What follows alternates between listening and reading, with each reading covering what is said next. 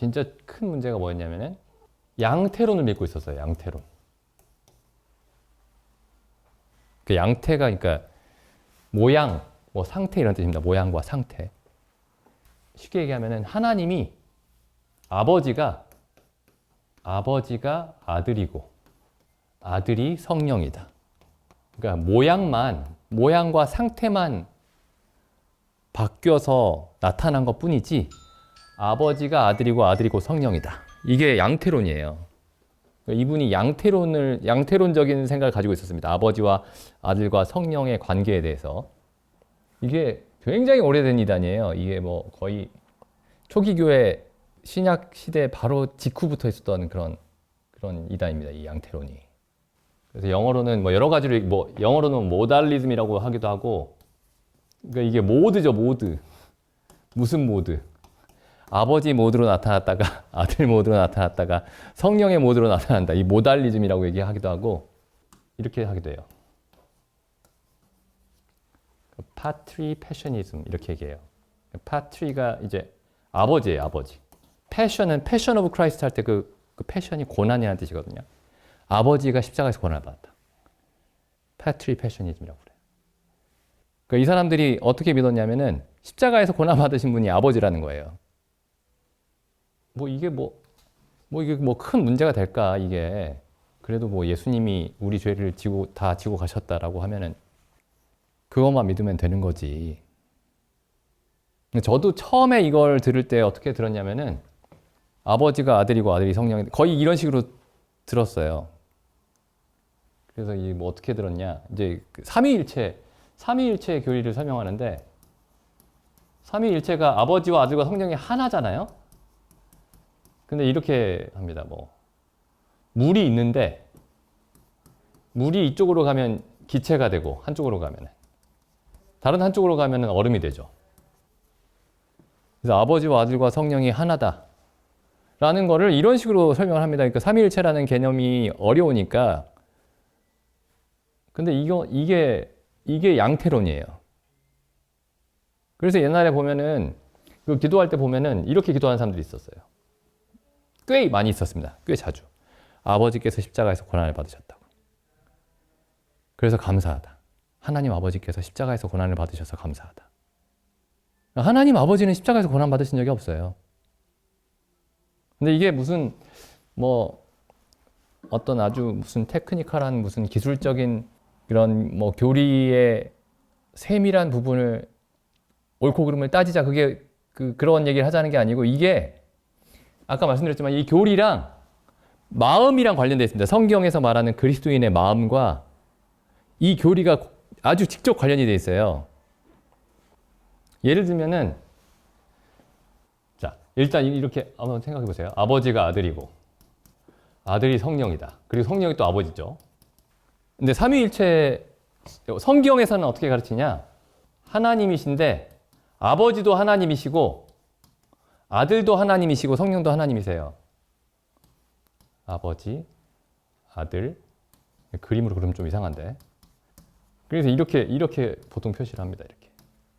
아버지는 아들이 아니고, 아들은 성령이 아니고, 성령은 아버지가 아니다. 아버지는 하나님이시고, 아들도 하나님이시고, 성령도 하나님이시지만은, 아버지는 아들이 아니고, 아들도 성령이 아니고, 성령도 아버지가 아니다. 이게 왜 중요하냐면은, 만약에 성경을 이런 식으로 이해한다고 생각해 보세요. 그러면은, 성경에서 예수님이 하나님 아버지께 순종했다. 모든 일에 있어서. 그 진리가 하나도 이해가 안 됩니다. 이렇게 얘기하면은. 그러니까 본인 뜻대로 했다는 뜻이 되거든요, 그게. 아버지가 아들이 됐으면. 그래서 예수님이 자기를 비워 종의 형체를 가져 죽기까지 복종하셨다라는 그 말이 그냥 공허한 말이 되는 거예요. 그냥 말에 불과한 게 되는 겁니다. 근데 또 우리가 성경이 또 뭐라고 가르치고 있냐면은 예수님의 순종을 우리가 본받아야 된다. 예수님의 순종이 그리스도인의 순종의 본이 된다라고 얘기하는데, 그러면 이런 그림에서는 아버지가 아들이고 아들이 성령이면은 예수님에게서 뭘 배울 수가 없는 거예요. 예수님이 이렇게 말씀하셨죠. 나의 원대로 마옵시고 아버지의 원대로 되기를 원하나이다. 근데 아버지가 아들이면은, 아들이 아버지면은 그 말이 그냥 말이에요. 연기입니다. 연기. 원래는 한 분인데. 예수님이 원하시는 게 있었고 아버지가 원하시는 게 있었죠. 그래서 예수님이 이렇게 기도하셨죠. 나의 원대로 마옵시고 아버지의 원대로 되기를 원하나이다.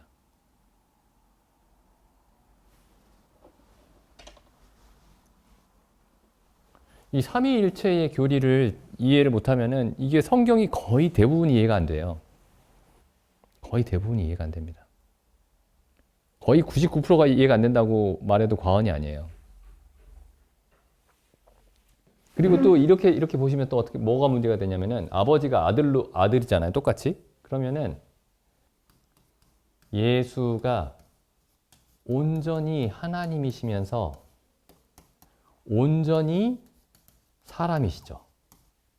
그러니까 우리와 똑같은 사람입니다. 예수님이. 온전히 하나님이시면서 온전히 사람이에요. 근데 만약에 이렇게 이 양태론을 믿게 되면 어떻게 되냐면은 이 부분 있죠. 이걸 안 믿는 게 돼요. 하나님이 사람인 척하게 됩니다. 그냥.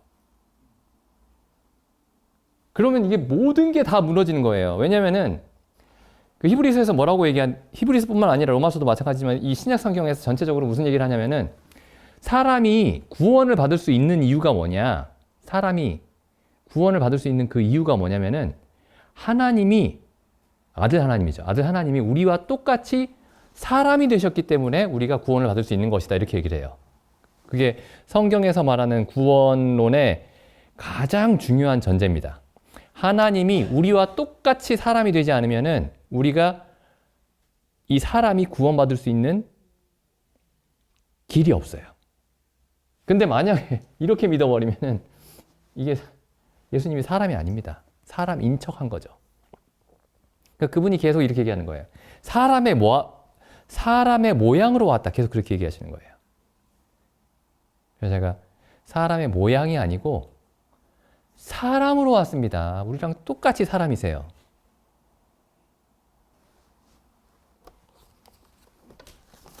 여기 히브리서에 가보시면은 히브리서 4장 14절부터 읽어보겠습니다. 그러므로 우리에게 큰 대제사장이 있으니 승천하신 자 곧 하나님 아들 예수시라. 우리가 믿는 도리를 굳게 잡을지어다. 우리에게 있는 대제사장은 우리 연약함을 체휼하지 아니하는 자가 아니요 모든 일에 우리와 한결같이 시험을 받은 자로 돼 죄는 없으시니라. 모든 일에 우리와 사람과 똑같이 시험을 받았다. 5장 1절도 보시죠. 예수님이 대제사장이시죠. 15절에 4장 15절. 대제사장의 조건이 뭐냐면은 사람이어야 됩니다. 사람. 대제사장마다 사람 가운데서 취한 자이므로, 그러니까 사람보다 조금이라도 다르면 안 돼요. 사람과. 그럼 대제사장의 조건이 자격이 박탈됩니다. 없어요. 대제사장마다 사람 가운데서 취한 자이므로 하나님께 속한 일에 사람을 위하여 예물과 속죄하는 제사를 드리게 하나니, 사람을 위하여 예물과 속죄하는 제사는 누구만 드릴 수 있냐? 천사들도 못 드려요. 하나님도 못 드립니다. 하나님으로 있으면. 대제사장이 사람을 위해서 하나님께 예물과 속죄하는 제사를 드릴 수 있습니다. 2절. 저가 무식하고 미혹한 자를 능히 용납할 수 있는 것은 자기도 동일한 연약함에 둘러싸여 있습니다. 그러니까 만약에 이 예수님이 온전히 우리와 똑같이 사람이다라는 이 부분이 이해가 안 되면은 히브리서에서 설명하려고 하는 모든 복음이 다 이해가 안 되는 거예요. 이 히브리서에서 제일 중요한 내용입니다. 이게 하나님이신데 우리와 똑같이 사람이 되셨다. 왜? 대제사장이 되기 위해서. 또 피를 흘리는 제물이 되기 위해서. 그리고 이 로마서도 가보시면은 로마서 5장에 가보시면은 보시죠. 예수님이 그러니까 사람인 척 한 게 아니고 사람이세요, 사람. 우리와 똑같은 사람. 영원하신 하나님이신데 우리와 똑같이 사람이 됐습니다.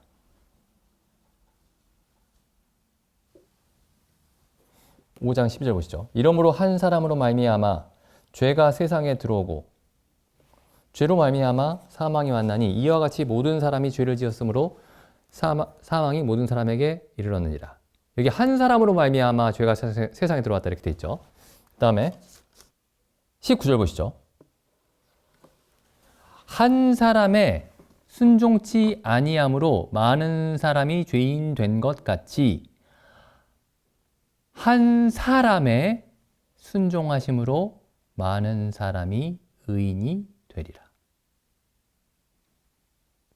그러니까 사람으로 인해서 한 사람으로 인해서 죄와 사망이 들어왔으니까 한 사람으로 인해서 이게 사도 바울이 5, 6, 7, 8장에서 설명하는 구원의 한 문장 요약이에요. 한 문장 요약. 마찬가지로 한 사람으로 인해서 의와 생명이 주어진다. 그러니까 예수님이 사람이다, 이 사람이다라는 게 이 사실이 흐려지면은 그냥 구원이 다 없어져 버리는 거예요, 구원이.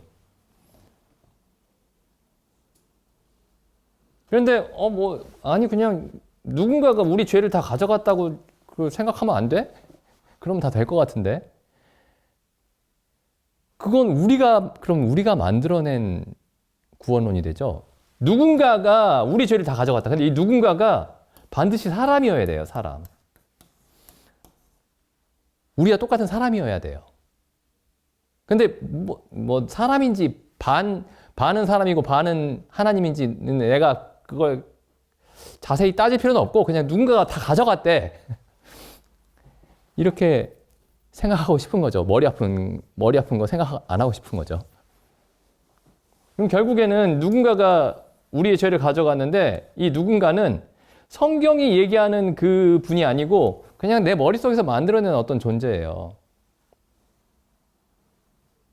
우리의 모든 죄를 담당하려면은 그 모든 죄가 한 사람 아담에게서 왔죠. 그러니까 우리의 모든 죄를 또 담당하려면은 그 존재는 천사거나 반인 반신이거나 그러면 안 되고 우리와 똑같은 사람이어야 됩니다. 사람. 그러니까 하나님이 사람이 되셔야 하는 이유. 근데 이게 이제 초대교회 때의 보통 교부들이라고 하죠. 교회의 아버지들, 교부. church fathers라고 그러는데. 교부들이 이런 어떤 논쟁을 벌였어요. 교부 시대에, 교부들이 논쟁을 벌인 게 아니고 그 시대에, 그러니까 한 5세기 정도, 5세기, 6세기 정도까지 어떤 논쟁을 벌였냐면은, 그러니까 다 인정을 했어요. 예수님이 하나님이지. 아니, 예수님이 하나님이 사람 되신 분이지. 이 말은 다 인정을 했어요. 근데 그 말 자체를 사람들이 고백하면서 다 다르게 이해하고 있는 겁니다. 그래서 어떤 사람은 어떻게 이해하고 있냐면은, 맞아, 예수님이 사람이야. 그런데 몸은 사람이고, 몸은 사람인데 여기 이성이 하나님이다. 그럼 이게 지금 예수님을 사람으로 믿는 거예요, 아니에요? 아니죠. 그러니까 생각은 하나님이에요. 그러니까 다 알아. 사람처럼 어떤 시험에 빠지지도 않아요. 이렇게 생각하는 사람도 있었어요. 그래서 육체가 있고, 육체에 이제 영혼이 있잖아요, 영혼. 근데 이 영혼이, 우리는 영혼인데, 예수님은 우리의 영혼과 다르게 예수님은 이 영혼이 아니고, 태초에 말씀이 계시니라의 그 말씀이다. 이제 이렇게 이해를 한 거예요. 그러니까 어떻게 입술로는 예수님이 우리와 똑같이 사람이 되셨습니다. 하나님이 사람이 되셨습니다라고 고백하면서도 어떻게 해서든 예수님을 사람보다 조금이라도 우월하게 만들려고 예수님의 상태를 애를 썼던 거죠. 그러면 그렇게 하면은 성경에 나와 있는 예수님의 모든 경험이나 예수님의 모든 시험이나 예수님의 모든 괴로움이나 이 모든 게 전부 다 예수님이 연기하는 게 됩니다. 연기하는 게. 그러니까 예수님이 우리와 똑같이 사람이 됐다는 게 굉장히 중요해요. 그래야 일단 그래서 이제 어떤 교부는 이렇게 얘기했어요. 하나님이 사람이 되신 이유는 뭐냐면 하나님이 사람이 되셔야 사람이 구원을 받을 수 있기 때문인데 사람이 영과 혼과 육으로 되어 있다면은 혹은 영혼과 육으로 되어 있다면은 이 모든 것에 있어서 사람과 같이 돼야 된다. 그래야 영도 구원받고 혼도 구원받고 육도 구원을 받는 거다. 근데 만약에 이 영은 하나님의 것이고 하나님과 같고 혼과 육만 만약에 사람과 같다. 그러면 영은 구원을 못 받는다. 무슨 말씀인지 아시겠죠? 이렇게까지 얘기를 한 거예요. 예수님이 하나님의 아들이 우리와 똑같은 사람이 되었다는 게 어느 정도까지 똑같이 된 거냐. 모든 면에 있어서 똑같이 사람이 되셨다. 그래서 온전히 하나님이시지만 온전하게 남김없이 우리와 똑같이 사람이 되셨다. 근데 이걸 사람들이 잘 생각 안 해요. 저도 그랬지만은. 그래서 이제 성경에 예수님이 무슨 일 하시는, 순종하시거나, 어려움을 견디시거나 이런 걸 보면은, 에이, 그래도 하나님이잖아. 에이, 그래도 하나님의 아들이잖아. 우리는 사람이니까 안 되는데. 이렇게 생각을 하는 거예요. 근데 그게 알고 보면 이단 사상인 겁니다. 이단. 그러니까 알게 모르게 수많은 기독교인들이 이단을 그냥 받아들이고 있는 거예요. 입술로는 하나님이 사람이 되셨습니다. 이렇게 얘기하면서 저 마음속 깊은 곳에서는 아이, 그래도 우리하고 좀 다르잖아.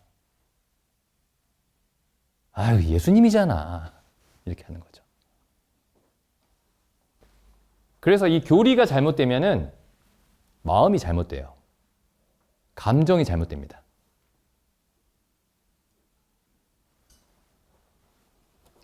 여기 마태복음 말씀 가보면 4장입니다. 4장. 마귀가 시험을 하죠. 예수님이 40일을 줄이시고 이제 마귀가 시험을 하는데 4장 3절에 시험하는 자가 예수께 나와서 가라되 내가 만일 하나님의 아들이거든 명하여 이 돌들이 떡덩이가 되게 하라. 당신 하나님의 아들 아닙니까? 근데 예수님이 뭐라고 답하시냐면은 사람이 떡으로만 살 것이 아니요. 그래서 자기를 사람의 입장에 분명하게 사람의 입장에 두고 계시죠. 사람이 떡으로만 살 것이 아니요. 하나님의 입으로 나오는 모든 말씀으로 살 것이니라. 그리고 잘 보시면 이 기억이 여기 지금 인용하시는 말씀이 신명기 8장 3절 말씀이죠. 이게 이스라엘의 광야 40년 역사를 요약한 말씀이죠. 하늘에서 이제 모세가 이렇게 설명하죠. 하늘에서 하나님이 날마다 만나를 주셔서 너희가 광야를 지났는데 그렇게 하신 이유가 사람이 떡으로만 살 것이 아니요 하나님의 입으로 나오는 모든 말씀으로 살 것이라는 걸 알게 하시기 위해서다. 깨닫게 하시기 위해서다. 네, 예수님이 딱 그 이스라엘 백성 하나님의 인도하심을 받았던 그 이스라엘 백성의 자리에 자기를 세우신 겁니다. 이 이후로 예수님이 이 땅에 태어나서 겪는 모든 시험은 사람으로서, 이스라엘 백성으로서 겪는 시험이지 은근히 이렇게 뭐 자기만 알고 있는 어떤 초능력을 숨겨놨다가 위험할 때 써먹고 그런 게 아니에요. 예수님이 그 행하셨던 모든 기적과 능력은 전부 다 아버지께 구함으로써 할 수 있었던 그런 이적과 기적들입니다. 그래서 나사로를 살리실 때도 지난번에 말씀드렸지만은 나사로를 살리실 때도 그냥 내가 하나님의 아들이니까 살려볼게 하고 나사로야 일어나라 이렇게 말씀하시지 않았죠. 여기 나사로 살리실 때도 요한복음에 보시면 요한복음 11장 이 죽은 나사로를 살리실 때 나사로의 무덤에 돌을 옮겨 놓으라고 말씀하시죠. 먼저. 그리고 11장 41절 보시면 돌을 옮겨 놓으니 예수께서 눈을 들어 우러러 보시고 가라사대. 이 말씀도 좀 드렸는데 어떻게 아버지가 아들 예수님이면은 왜 예수님이 하늘을 우러러 보고 기도하시냐? 그거 완전 연기 아니냐 그러면? 예수님이 이제 우러러 보시고 기도하셨죠. 아버지여, 내 말을 들으신 것을 감사하나이다.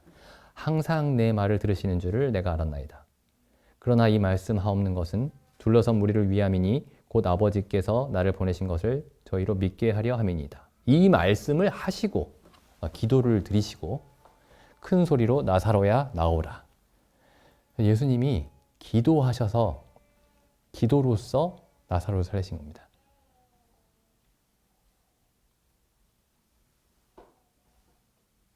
뭐 제가 막 이렇게 얘기하면 어떤 사람들은 잘 듣고 있다가 예수님이 하나님이라는 걸 부정하는 거야? 이렇게 들릴 수도 있어요. 온전하신 하나님이 온전히 사람이 됐습니다. 온전히 사람이 됐어요. 그래서 우리가 이제 어떤 그 그리스도인의 마음가짐에 대해서 어떤 얘기를 할 때 혹은 이해를 할 때 마음의 태도 혹은 감정, 성경에서는 물론 마음이 어떤 가슴만을 의미하는 건 아닙니다. 이 마음이라고 성경이 번역하고 있는 게 그러니까 이렇게 번역할 수도 있죠. heart, 가슴. 그리고 이렇게 번역된 것도 있어요. mind, 그러니까 정신.